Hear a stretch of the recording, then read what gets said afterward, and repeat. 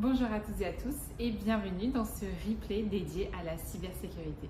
Aujourd'hui, quand on parle de cybersécurité, beaucoup pensent que c'est un sujet technique réservé aux équipes informatiques. Pourtant, face à l'évolution des menaces, aux exigences réglementaires et à la dépendance croissante des entreprises au numérique, aujourd'hui, la cybersécurité est un enjeu stratégique sur l'ensemble des organisations. C'est précisément l'objectif de ce webinaire et donc de ce replay, de changer la manière dont est perçue la cybersécurité pour en faire un véritable atout métier au-delà des préoccupations IT traditionnelles.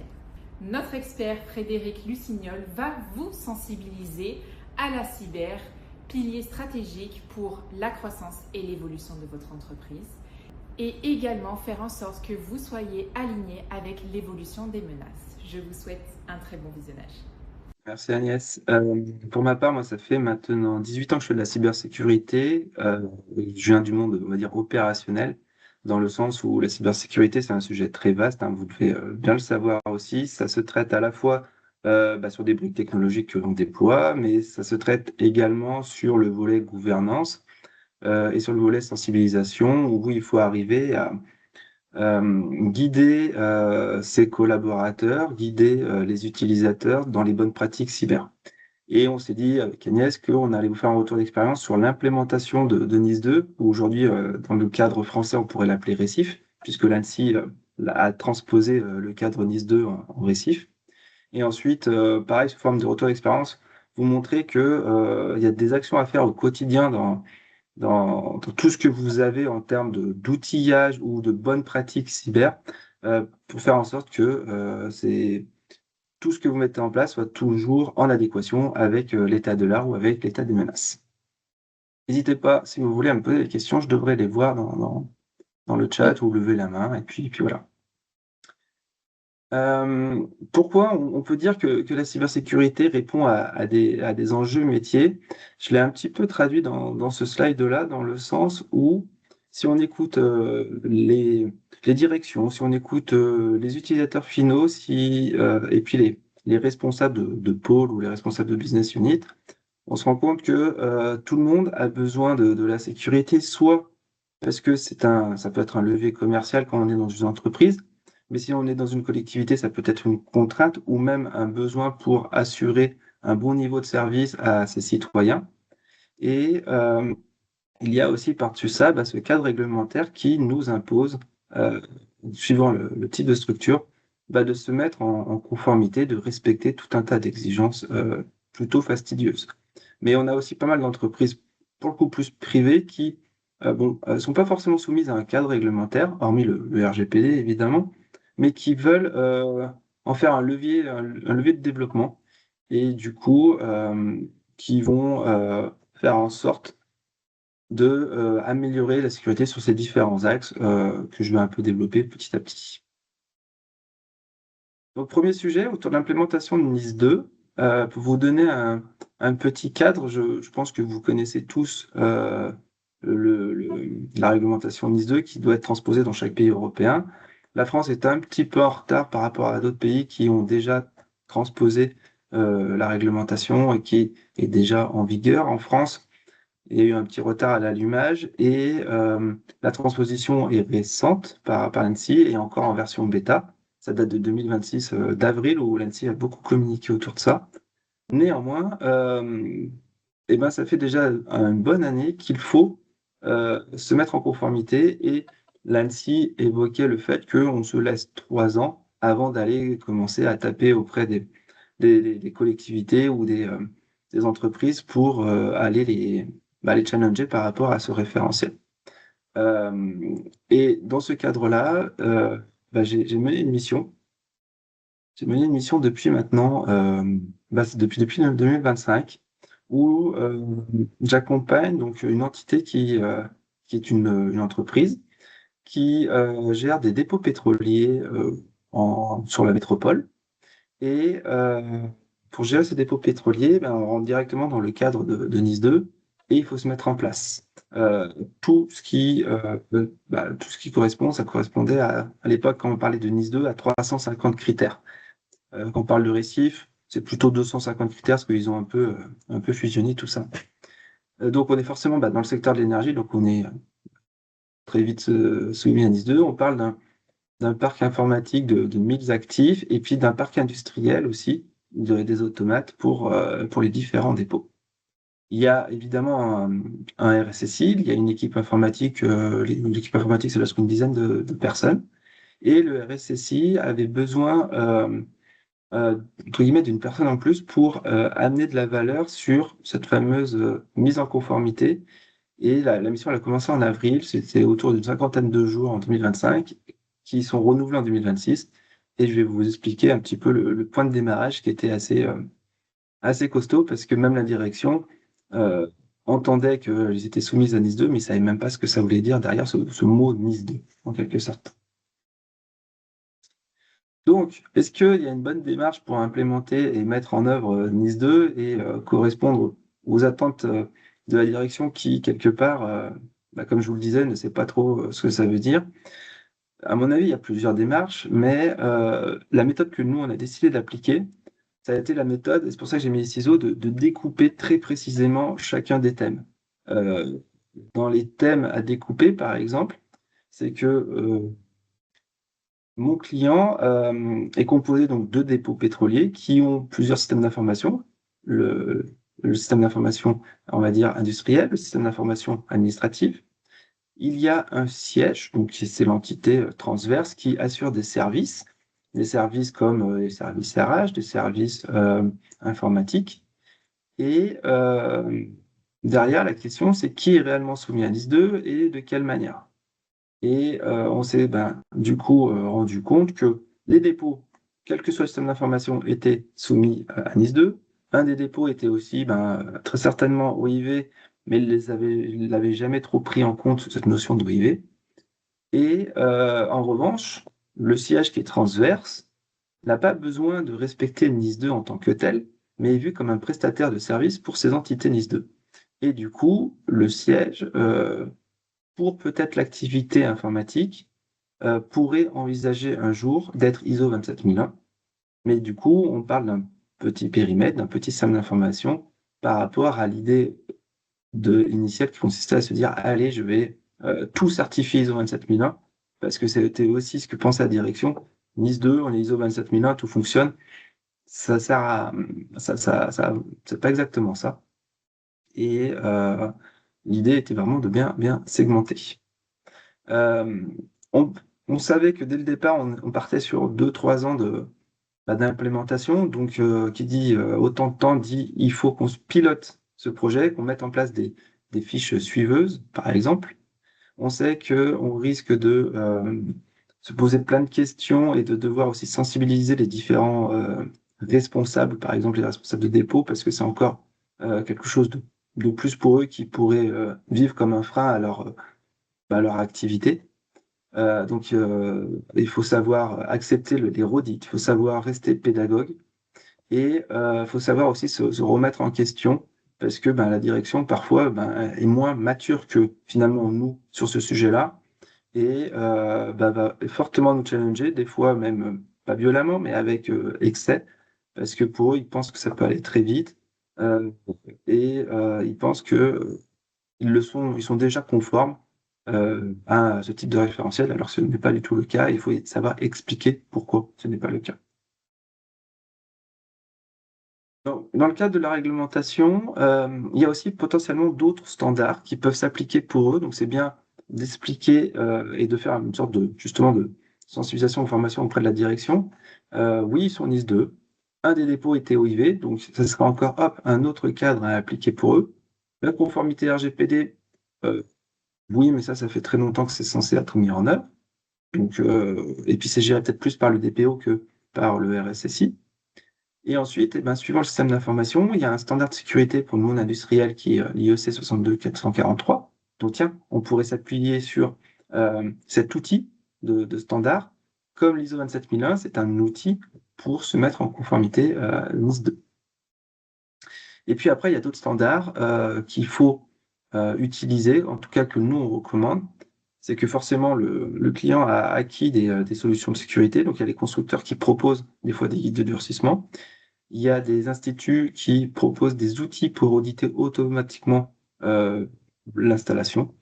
Et puis derrière, il y a d'autres normes quand on travaille, par exemple, avec des entreprises américaines, d'autres normes qu'on pourrait aller voir comme communistes. Je passe à la suite pour vous donner un petit peu l'état des lieux, justement, de la situation au démarrage. Donc, on s'est dit qu'il fallait qu'on s'outille pour auditer. Et donc, le format Excel était potentiellement pas forcément adapté parce que moins facile à reproduire dans le temps. Et donc, on a utilisé un outil qui permettait de s'auditer et de créer à la volée, en quelque sorte, des mesures à appliquer à chaque fois qu'on voyait qu'on n'était pas conforme à une exigence. Et quand on a mené ce premier travail d'audit, qui a pris bien une semaine, eh bien, on se rend compte qu'on est à 26% de maturité, qu'on a beaucoup de non-conformité. Et pour le coup, typiquement, là, la direction ne comprenait pas qu'il y ait autant de rouge. Pour eux, pensaient qu'il y avait beaucoup de process. Et que du coup, grâce à ces process, on aurait dû être davantage conforme et que ils avaient aussi mis depuis ces longues années sur la table beaucoup de budget pour renforcer techniquement la sécurité. Donc ça les a fortement surpris. Après, en rediscutant aussi un petit peu avec eux, on s'est rendu compte que certains process, effectivement, ils existent dans le côté système qualité et n'avaient jamais été trop diffusés ou moins bien diffusés ou pas tout à fait adaptés à la conformité NIS2. Et du coup, que l'effort pour atteindre une conformité ou une conformité partielle allait être peut-être un peu plus réduit, plus rapide, parce que finalement, grâce au système qualité, il y a beaucoup de choses qui existent. Il faut juste aller un petit peu plus loin pour inclure les exigences de NIS2. Donc, on parlait d'outils. À gauche, c'est un outil web qui s'appelle Ciseaux Assistant, qui est une solution open source. On s'est dit, de toute façon, avant d'investir dans une vraie solution payante, pourquoi pas utiliser une solution gratuite qui commençait à faire un peu ses preuves et qui se met régulièrement bien à jour pour amener d'autres fonctionnalités. Donc, bref, un outil web qui permettait de centraliser tous les efforts, toute la gouvernance sécurité, chose qui n'existait absolument pas dans l'entreprise. Ensuite, un des points de départ, c'est un outil qui permet de faire une cartographie des actifs. Et là, c'est pareil, c'est pas une mince affaire dans le sens où ils ont des outils pour gérer le parc, comme le patch management, par exemple, mais cet outil n'a qu'un inventaire plutôt typé liste de logiciels installés ou liste d'ordinateurs, liste de serveurs.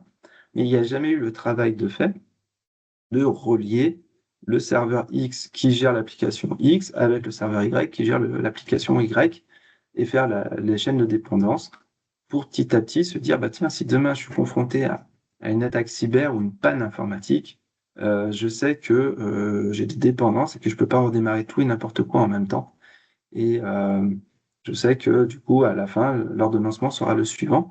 Et puis, j'ai un visuel qui, en cas de crise majeure, je peux m'appuyer dessus pour y voir plus clair et poser mon travail. Et ça, cette cartographie, pareil, on croit qu'elle existe, mais en fait, on parle plutôt d'inventaire et il y a différentes bases d'inventaire et on ne sait pas laquelle est vraiment la plus fiable. Et puis, l'autre outil qui est important, c'est l'ISO 27001.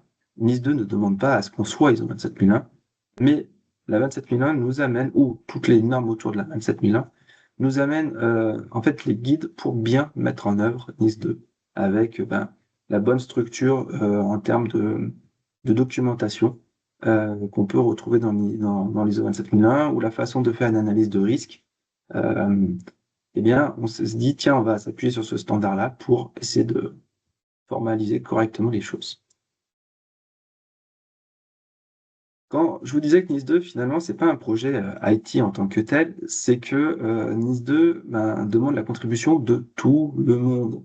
Donc là, chez ce client-là, il y a des acteurs qui rentrent dans le cadre de NIS2, on va dire directement, comme chaque responsable de site industriel, comme la direction côté RH, côté hygiène, sécurité et environnement, côté système d'information, côté industriel. Et puis, il y a évidemment tous les prestataires, puisque NIS2 demande à ce qu'on évalue les prestataires et qu'on les suive dans le temps. Il y a les collaborateurs qu'il faut sensibiliser et il y a d'autres rôles qui peuvent être à prendre en compte pour non pas marketer le fait qu'on se met en conformité NIS2, mais pour rassurer les actionnaires, parce que pour le coup, cette entreprise a des actionnaires internes, elle n'est pas cotée en bourse, mais il y a des actionnaires qui demandent de plus en plus des comptes sur le niveau de sécurité et sur l'engagement vis-à-vis de NIS 2. Point de situation, au bout d'1 an et demi de travail, que j'ai formalisé autour du cycle, de PDCA, où, bah, dans la planification, on peut dire que ça y est, c'est bien lancé, que la direction, elle s'est, bien mobilisée et nous met à disposition soit des ressources financières, soit, facilite, les liens avec, les interlocuteurs dont on a besoin, qui auraient été peut-être, bah, qui sont très occupés et qui, par défaut, se seraient peu impliqués dans ce projet. Là où on est moins bon, où on n'est pas allé trop loin dans la planification, c'est dans la gestion des actifs et la gestion des risques. On a accepté, pour éviter d'avoir une phase trop longue de démarrage, bah, d'avancer un peu par étapes sur cette gestion des actifs et des risques, dans le sens où, quand on démarre, bah, on a un niveau de maturité qui est celui-ci, qui est ni bon ni mauvais, mais qui est tel ce niveau ne nous permet pas d'avoir, pour le coup, une gestion des actifs la plus exhaustive possible, ou alors il faudrait y passer 6 mois, voire 1 an, et du coup, tout ce temps alloué ou ce budget alloué sur la gestion des actifs, eh ben, on pourrait pas l'allouer sur plein d'autres thématiques qui sont nécessaires dans NIS2. Pareil, la gestion des risques, l'IT a fait une analyse de risque. On se rend compte que les métiers au sens plutôt industriel ont une analyse de risque, mais qui est très haut niveau. Et nous, elle est très orientée technique, mais il manque un gros lien entre les deux, un gros mappage ou mapping pour justement faire en sorte que on soit sûr que quand les métiers nous disent ça doit refonctionner très vite, c'est indispensable, par exemple pour la sécurité du bon fonctionnement du dépôt, et ben qu'on ait la liaison avec ah oui, ça tourne sur tel et tel équipement, et encore une fois, les chaînes de dépendance avec le système d'information. Bah, il faut savoir s'arrêter pour aussi passer à autre chose et on sait qu'on y reviendra dans 1 an et qu'on s'améliorera et qu'on aura tous gagné en maturité, donc on pourra aller encore plus loin que la première itération de gestion des risques ou de gestion des actifs. Dans le côté déployé, il y a pas mal de choses qui quand même se mettent en place. On a formalisé une politique de sécurité, mais au sens général, ça tient sur 2 pages parce que c'est comme ça qu'eux, ils présentent les politiques de sécurité. Qui est signé par l'ensemble des responsables de dépôt et par le siège. Et après, on a construit un corpus documentaire que l'on complète progressivement pour répondre à toutes les exigences que l'on souhaite s'imposer dans le cadre de NIS2 et puis même dans le cadre d'un système de management de la sécurité. Et on s'est dit, bah, c'est bien, on a le corpus, mais on va aussi prioriser certaines choses qui sont urgentes.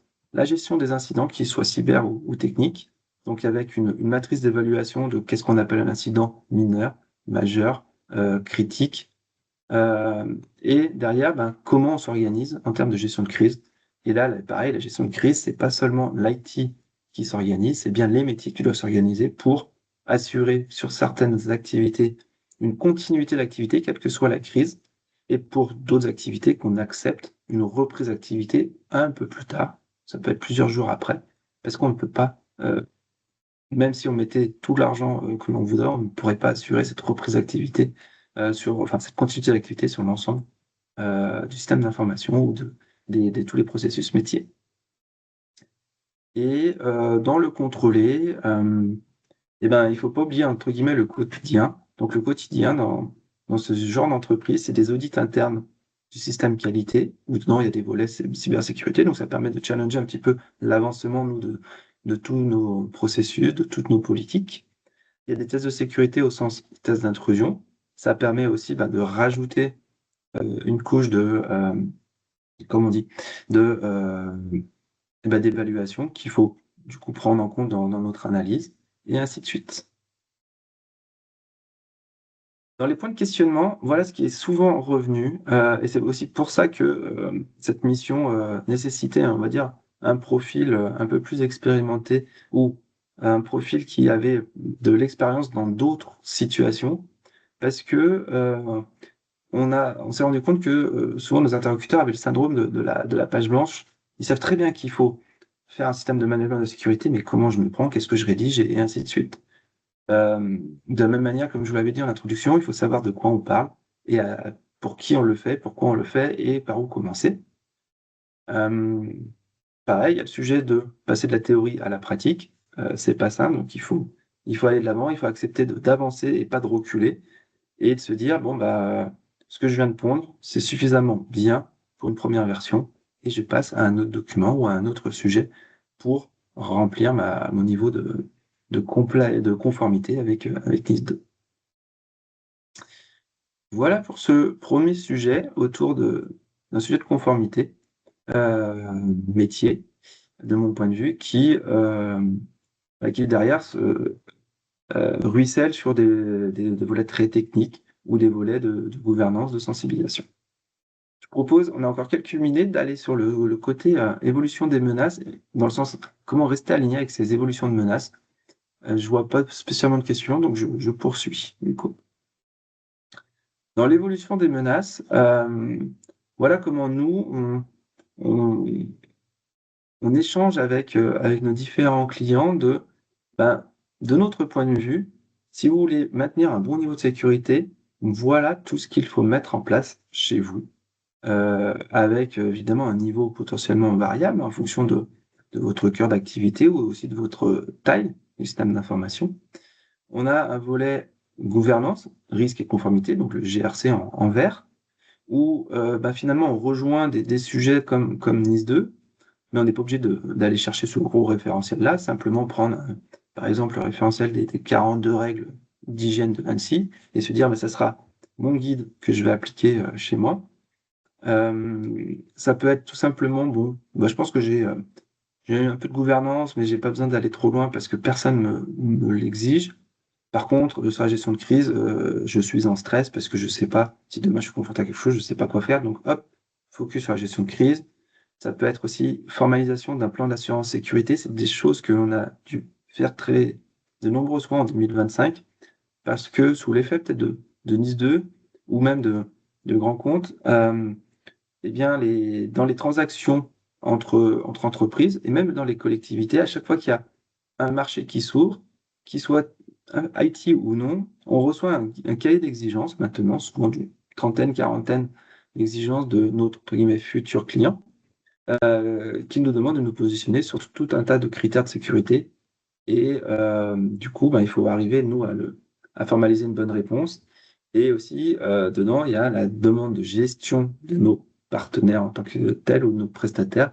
Donc, il faut qu'on reproduise un peu ce cahier d'exigence pour le faire faire à nos partenaires et prestataires. Il y a le volet classification des données qui revient aussi souvent. Sur le volet technique, eh bien, souvent, on entend, oui, moi j'ai un bon système d'information avec bah, mon firewall, avec un EDR ou une bonne protection du poste de travail et des serveurs. Mais sur la carte des actifs, ben, en fait, on n'a pas grand-chose, on a un inventaire. La veille en vulnérabilité, on ne la fait pas. Ou on reçoit de temps en temps des contenus d'actualité sur des failles de sécurité. Et puis les tests d'intrusion, ben, parce que personne ne nous en a demandé, ça a un coût quand même, alors on l'a pas fait.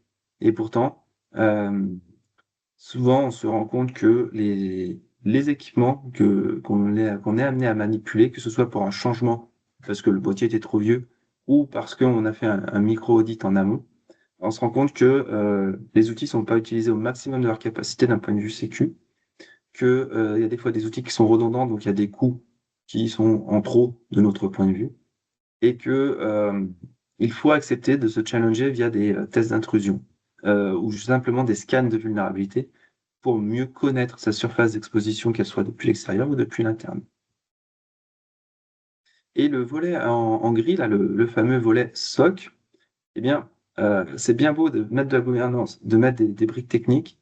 Il faut impérativement, surtout ben, depuis quelques années, suivre tous les événements de sécurité qui sont générés ou qui sont vus par les outils soit de sécurité ou simplement par les outils de Windows, poste de travail ou serveur.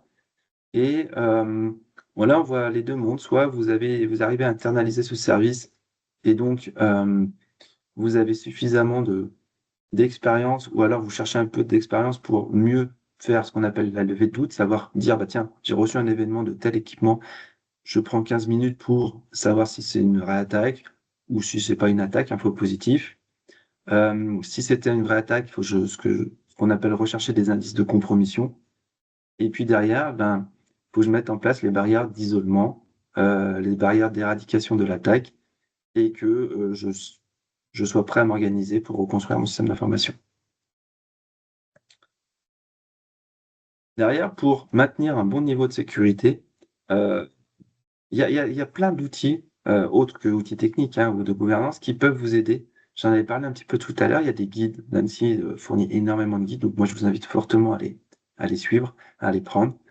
Et puis il y a des outils aussi qui vont scanner automatiquement votre annuaire Active Directory pour savoir si vous êtes bien par rapport à tout un tas de critères. Il y a des guides, ce qu'on appelle CIS, qui vont auditer des briques de sécurité, parce qu'il y a plein de guides CIS différents. Bref, vous n'êtes pas seul, entre guillemets, pour maintenir un bon niveau de sécurité. Objectif, c'est de mettre en place un plan de sécurisation. Ça, en tout cas, je vous invite à le faire, un plan de sécurisation plutôt technique, hein, pour vous dire, voilà, en quelques jours entre guillemets, d'audit interne que vous pourriez faire, de qu'est-ce que je dois atteindre comme cible, comme amélioration, en vous appuyant sur les fameux guides qu'on a évoqués tout à l'heure.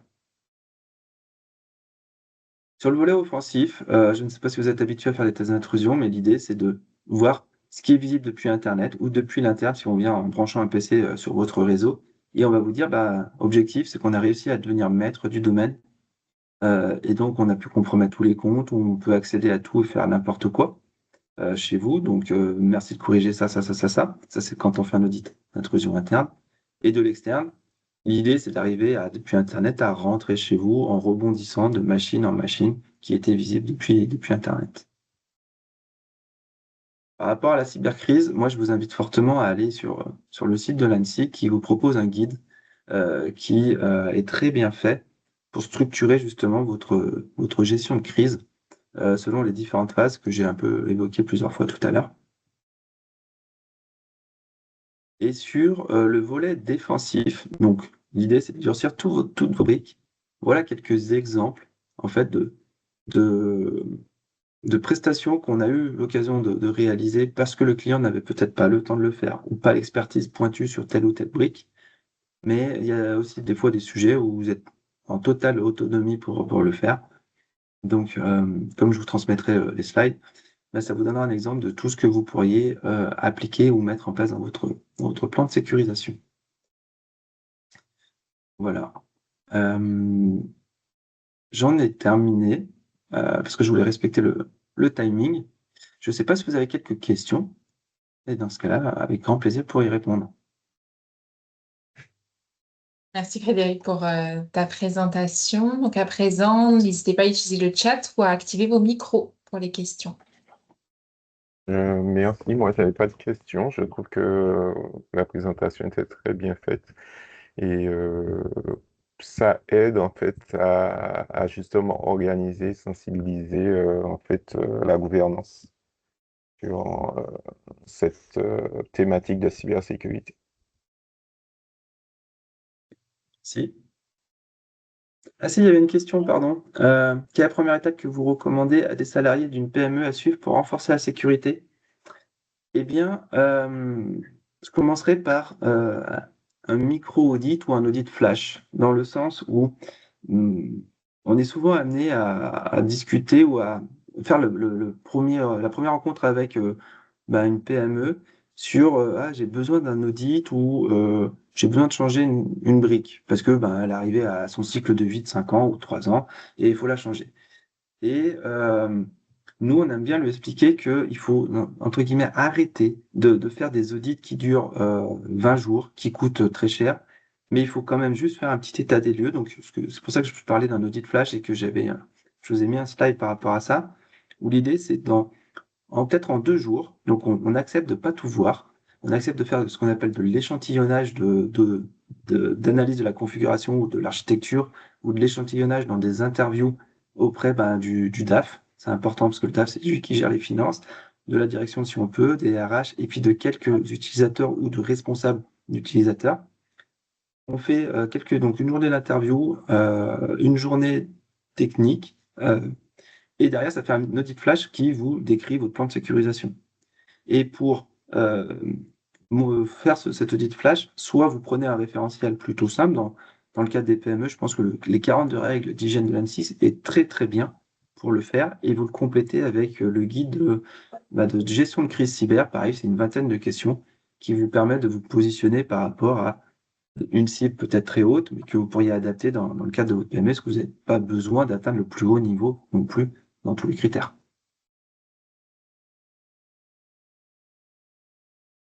Est-ce qu'il existe des outils de solutions pour effectuer la cartographie? Euh, euh, c'est complexe. Je suis en plein là-dedans depuis un moment. Tout dépend de votre taille, je pense, de parc, s'il est grand ou pas. Mais dans une PME, je me dis potentiellement pas trop.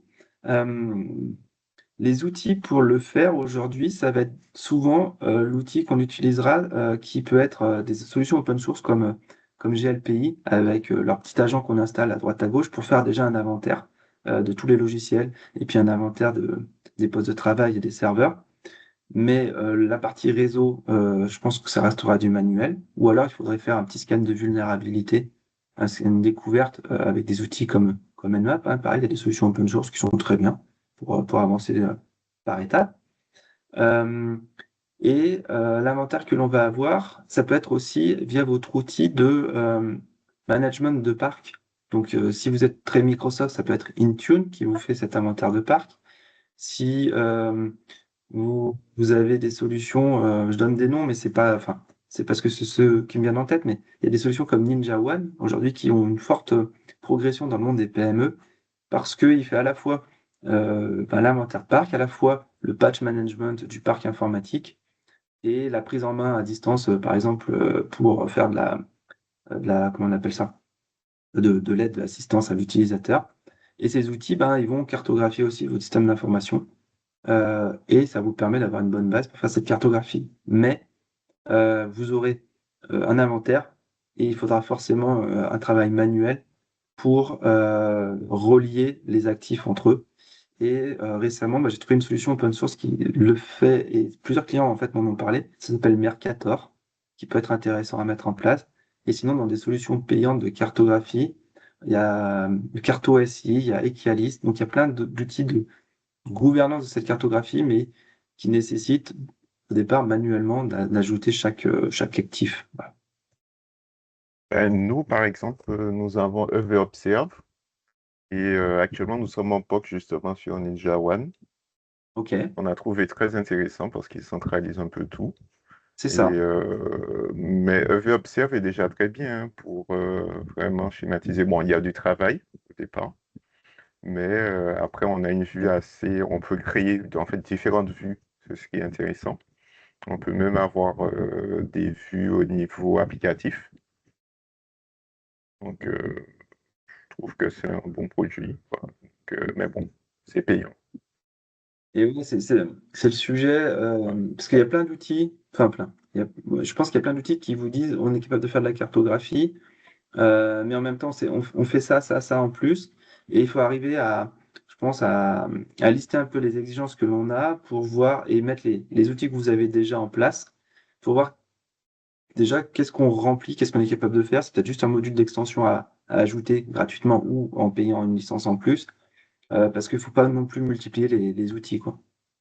Sinon, on s'en sort pas. Et voilà, c'est là, bon, en fait, nous, à la DSI, ce qu'on a trouvé d'intéressant avec Ninja One, c'est qu'il regroupe un peu tout. Donc, nous avons déjà un SOC avec un certain nombre de logiciels et tout, mais on a trouvé intéressant, en fait, l'approche de Ninja One. Bah, je le connaissais peu, et puis il a entre guillemets, le vent en poupe. Et je pense que c'est un bon outil. Ok, merci beaucoup. Ben, merci à vous. Merci pour vos questions.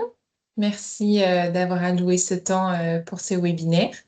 Et comme l'a dit Frédéric, voilà, si jamais vous avez des projets, si vous voulez faire des audits, des tests d'intrusion, etc., n'hésitez pas à me contacter à Stratégie Formation. Ah, je vais vous mettre mon petit mail dans le chat. Et puis, ce sera avec grand plaisir qu'avec Frédéric, on vous accompagne dans vos projets cybersécurité. Comme ça. Sans problème. Donc, voilà, et puis on vous souhaite une agréable journée à tout le monde. Merci. Ok, merci beaucoup. Bonne journée à vous. Merci à Bonne vous. journée, merci. Bonne journée, au revoir.